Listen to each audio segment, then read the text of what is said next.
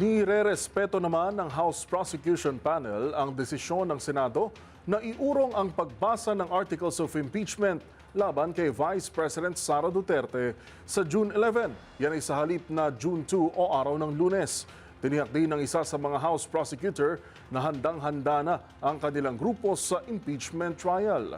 Sa balitang yan, tinutukan ni Milky Regunan. Nirerespeto ng House Prosecution Team ang desisyon ni Senate President Cheese Escudero na iurong sa June 11 ang presentation ng Articles of Impeachment.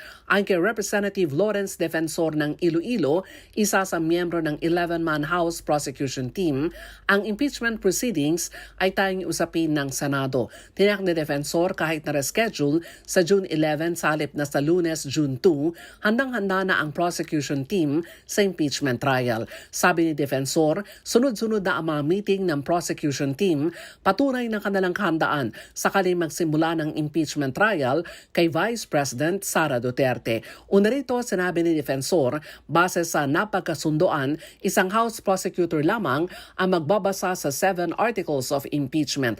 Naninindigan si Defensor na tatawid sa 20th Congress ang impeachment trial dahil ang legislative power lamang ng Kongreso ang natatapos oras na magsara ang 19th Congress. Nireschedule sa June 11 ang pag-convene ng Senate Impeachment Court para bigyang daan muna ang pag-aksyon sa mga legislative measures matapos magpulong ang LEDAC. Para sa MBC TV Network News, ako si Milky Regunan, una sa Pilipinas, una sa Pilipino.